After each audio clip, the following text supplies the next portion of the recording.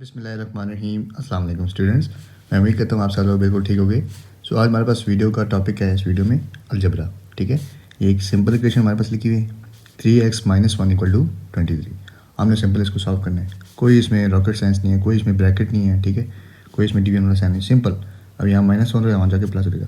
अच्छा, उसको स्टार्ट करने से, क्वेश्चन सोल्यूशन स्टार्ट करने से पहले मैं आपको बताना चाहता हूँ कि जो वैल्यू 3x, मतलब जो वैल्यू अब ये 3x एक वैल्यू है, -1 एक वैल्यू है, 23 एक वैल्यू है। जो भी सिर्फ नंबर लिखे हुए हैं, जिस तरह -1 है या 23 है, कुछ भी नंबर लिखे हुए हैं, ठीक है, वो क्या कहलाते हैं? कांस्टेंट। ठीक है, वो हम क्या कहते हैं? कांस्टेंट वैल्यूज़ है। ठीक है, क्वांटिटीज़ है। अब ये कौन सी है? Variable quantity, variable value. क्यों? क्योंकि इसके साथ x आ गया। ठीक है, x क्या होता है? a से लेकर x तक, a से लेकर z तक। ठीक है, जिस नंबर के साथ ये आ जाए ना, अगर सिंपल लिखा हो x लिखा हो या सिंपल x लिखा होगा तो उसका यही मतलब होगा 1x। ठीक है, अब 3x क्या है? ये इसके साथ वेरिएबल के साथ लिखा है ना, सो ये भी वेरिएबल है। ठीक है, ये अल्फ़ाबेट के साथ लिखा है, ये भी क्या है? वेरिएबल।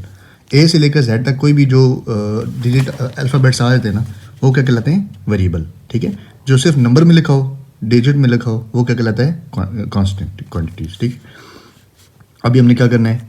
3x = 23 + 1। ये हमने क्यों किया है? यहाँ पे -1 हो रहा था, वहाँ जाके +1 कर देंगे।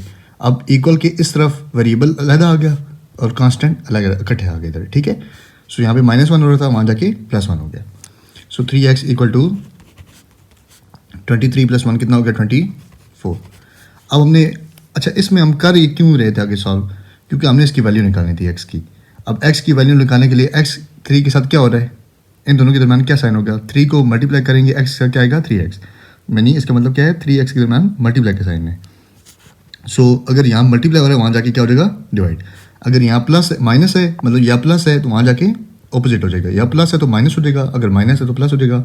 अगर यहाँ पे मल्टीप्लाई हो रहा है तो वहाँ डिवाइड हो जाएगा, अगर यहाँ डिवाइड हो रहा है तो वहाँ जाके मल्टीप्लाई हो जाएगा। ठीक है, प्लस माइनस को करना है, माइनस प्लस को, या मल्टीप्लाई डिवाइड, या डिवाइड को मल्टीप्लाई करना है, इक्वल की दूसरी तरफ। ठीक है, सो x = 24 डिवाइडेड बाई 3, 3 8 = 24।